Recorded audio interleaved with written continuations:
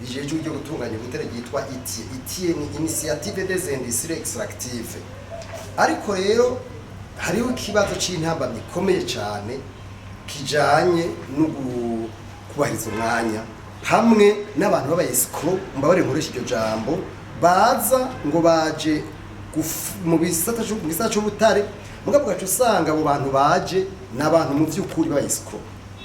kubera iki n'abakomisiyoneri ndeka kubita abayescro mugabo n'abakomisiyoneri baza bavuga ko ari bo babikora mugabo gacu usanga bazanye abantu mu by'ukuri bataza gufasha igihugu. Ndabahakarura gasanzwe muri nka bikeri ya Musongati hamaze kuza amashirahamwe 6 uravyumva amashirahamwe 6 ayo yose duhere kuri Andover mwese murayizi tuje kuri Samanco mwese murayizi tuje kuri BMM mwese murayizi hari yitwa EYAR yo nkikigira 5-6 ubu uya turi kwitwa Life Zone zitandatu zose zaje Conseil des ministres yarakorana muyumvire hanyuma we twavuze abantu b'abahinga baba bamaze gukorana nabo iyumvire umwanya utaka mw'ivyo bintu nuze muribuka yo Andover yaragiye no kwitwara leta imara igihe igenda iburaya abavoka leta harimo n'abantu babitungiyemwo kubera ivyo byo kuja kuburana leta itanga amafaranga muyumvire ivyo bintu donc Conseil des ministres tumwanya ikora ibintu iri gukora n'abakomisiyoneri bigahera ataho bishitse hanyuma bakaja kuburana leta igatanga amafaranga navyo niziko turunguka. Rero murabona vision 2040 dufise ico no kwita imyaka 14 ubu 2040 imyaka 14 imbere yacu uhereye kuri ntuze kuri Andover n'ubu biraboneka neza yuko kugeza kwino saha tutaravye neza ngo ducunguze umwanya umwete niho nagomba gushimikira turashobora kwisura tuva tuzosanga tugeze muri 2040 urumva n'imyaka 14 dusubiye inyuma tukaraba tuzohava dusanga tutarashikaro namwe na rero ngoma nsaba cyane cyane abantu bajejwe gufasha nk'uyu mugambi w'igihugu harimo na ITIE bagerageze by'ukuri tugiri turabe ivyo twokwitari reso apprise ibintu twakora ivyigwa n'ayandi ho bigumye gutya tuzohava dusange n'amashiranganje ikorana isubira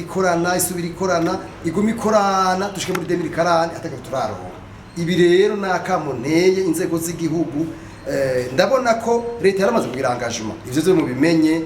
umukuru w'igihugu yaragize engagement bose baragize engagement ubu hakenewe yuko engagement bagize kugira ngo twinjire muri ITIE navuze ko ari initiative y'ibihugu bishoboke kugira ngo mu by'ukuri ubutere tubugiremo akamaro bitugira akamaro kandi buze gufasha gushikira imbona kazoza y'igihugu. Murakoze. None kwegera irenge mwebwe hari inyungu z'abantu bakenya mu bamwe yewe ahubwo rero ivyo nico kibazo ibi bintu abantu babigira nababwiye bwa mbere umva haza abakomisiyoneri mu bantu baza ku bintu by'ubutara mu ivya amasosiyete manini ico ni cyane ikigira kabiri bakwiye kubutana n'abantu bafise mu inyungu hariho abantu ibi bintu biramutse bigiye ku murongo bace bahomba abo nubwo nakabwi k'abantu saba sukuvuga ngo ni leta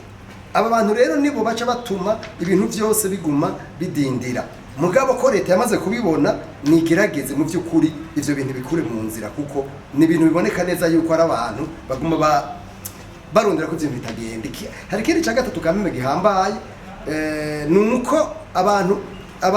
baza aha hariya barakubwira bati hari igihe usanga amadecision avuye hejuru akaza abahinga batabanje kuyiga ivyo navyo birakunda gutera ingorane muri leta. Abo bantu bavuga bati ni banze bahe abahinga imbere yuko umuntu ari muri politike hejuru atanga igikogwa abanze bakore ku mavi technique y'abahinga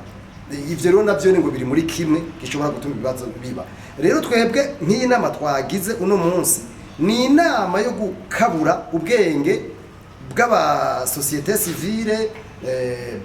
bwa secteur privé nabo mu nzego z'igihugu urabona ko baje abari muri byo ubushikiranganje bw'ubutare bwaserukiwe n'ubundi bushikiranganje biraba bwaserukiwe mugabo twifuza yuko ibi bintu bitoguma mu manama bije mu ngiro mu byo kuri twifuza.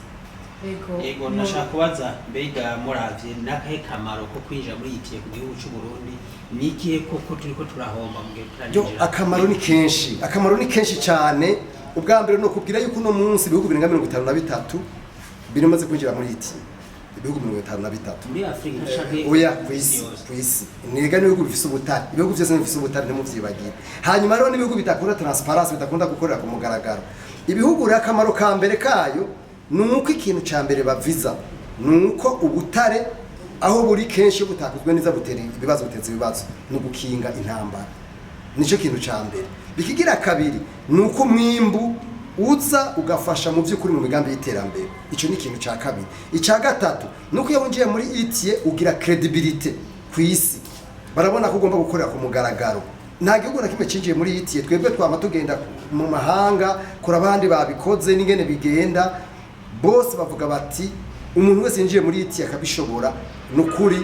umwimbu uraza kuko hari n'ibihugu birukana kubera byanse yuko bakorera ku mugaragaro. Ikindi kigira kane harakingirwa environnement ni ukuvuga ahantu bimba ubutare hari abantu bimbuga cyo usanga bibagiye yuko hari ibintu vyononekara. Hanyuma ikindi kigira gatanu ubutare